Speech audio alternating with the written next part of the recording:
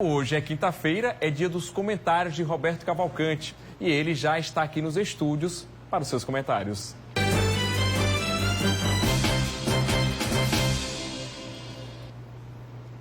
Olá, doutor Roberto, boa tarde, quinta-feira, muitos assuntos para a gente abordar nessa semana, né, tão uma época agitada, prodigiosa, né? De assuntos. Né? É verdade. Mundo, Brasil, Paraíba. Mas é muito importante. Muito importante, semana decisiva realmente para o nosso país. Mas a gente vai começar nosso papo hoje falando de um outro assunto que envolve todo o setor produtivo, indústrias, comércio, mas até o pessoal de casa também que costuma comprar pela internet, essa questão da importação e algumas dificuldades, uma lentidão, especialmente no nosso país. Não é isso, doutor Roberto? Boa tarde. Eu sempre fui apologista dos bons temas. Apologista de sempre comentar bons momentos. O 2 de fevereiro é uma data emblemática, inclusive. Mas o tema de hoje, especificamente, é que se o Brasil pretende ser competitivo a nível mundial, o Brasil deseja sempre estar pelo menos nos 10 países sempre em destaque, quer seja na produção de grãos, quer seja na sua produção industrial, quer seja no seu PIB como um todo. Mas o que nós sentimos a partir de um determinado momento é que o Brasil tem uma dificuldade muito grande de entender o que é a competitividade. O Brasil passou muitos anos freado nos seus relacionamentos com o exterior. Nossos portos foram abertos em 1808, significa que de 1500 a 1808 nós não tivemos nem o direito de ter os portos abertos no Brasil para o comércio exterior. E nós nos ressentimos muito do efeito dessa falta de consciência brasileira como um todo no tocante à celeridade. E dou exemplos a vocês. Se você simular uma empresa da Paraíba que deseja comprar uma peça de reposição. Peça de reposição é aquela peça que a máquina parou em decorrência de uma quebra de uma máquina, de uma peça, de um dos componentes de uma máquina e que você não dispõe no seu estoque para fazer uma substituição imediata, nem dispõe no mercado nacional daquela peça. Você tem que ir em busca do seu fornecedor. Digamos que o fornecedor esteja na China. Você aciona o seu departamento de compras contata o seu comerciante correlato, o seu comerciante específico para o segmento da China e ele disponibiliza a peça, você faz o pagamento e aquela peça embarca. Aí é onde está o nó da história. Primeiro você tem que ser um estrategista para poder escolher o roteiro que essa peça deva seguir. Se você trouxer essa peça, por exemplo, de Xangai via Estados Unidos, ela automaticamente vai sempre direcionada para São Paulo, Guarulhos, Cumbica, Viracopos, esses aeroportos que são os aeroportos internacionais. O percurso China-Brasil acontece em 48 horas. Você optou por um frete aéreo, está pagando um frete mais caro para poder ter a peça, porque você está com a sua máquina parada. Então, tudo vale para poder você ter a máquina reposta em produção. Aí chega no paraíso brasileiro.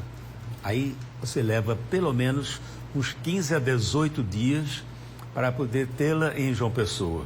Pela própria burocracia de alfândega, pela burocracia de frete, mesmo você utilizando grandes empresas acostumadas com o comércio internacional, com o transporte internacional, pode ser a UPS, pode ser a Federal Express, poderá ser a DHL, qualquer dessas empresas que são top no mundo de qualidade, você optou então pelo tráfego, o transporte aéreo, escolheu uma das melhores empresas do mundo para fazê-lo e você não tem a peça.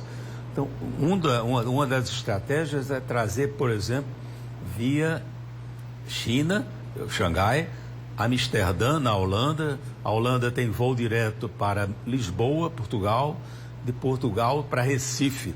Em Recife você desembaraça essa peça.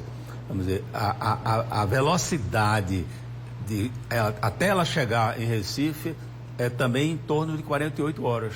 Só que você vai levar X dias, X horas a mais para poder desembaraçar em Recife. E a opção voltar, direcionar a peça para Recife, para uma empresa da Paraíba, ainda é estrategicamente vantajosa.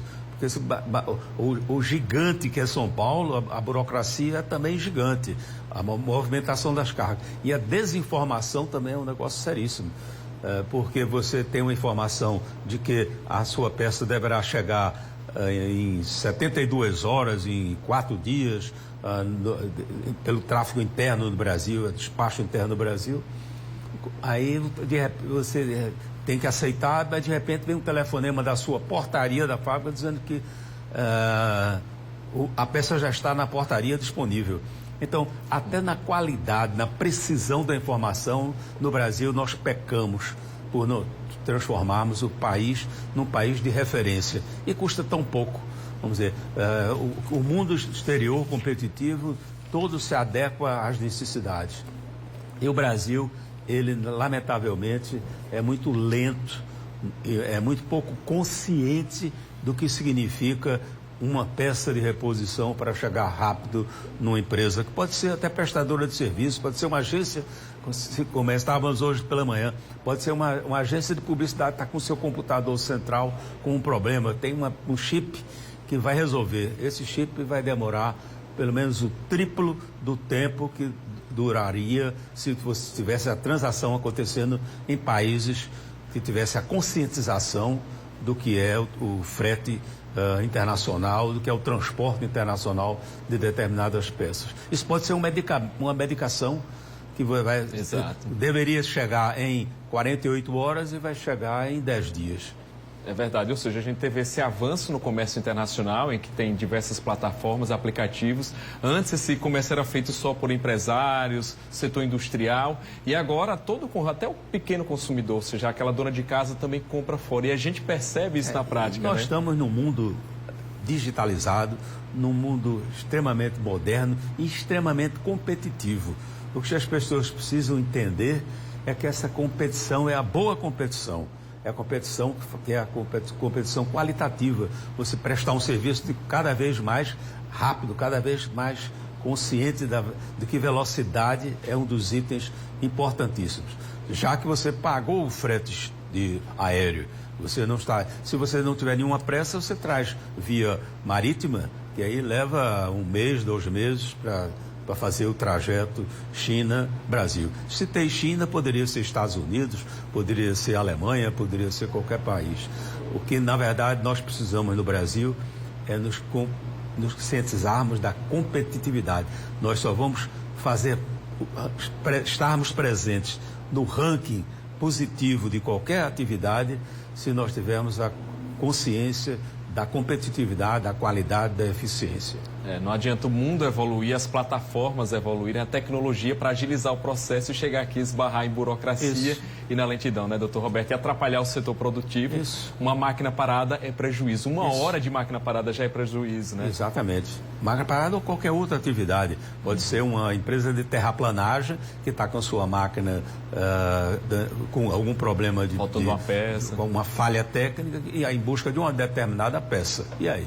É verdade. Não é verdade? Bom, uma pausa aqui na nossa conversa. No próximo bloco a gente continua a falar aí, inclusive, sobre esse contexto, né, que a gente vem vivendo aí de política no nosso país, né? Eu vou pedir só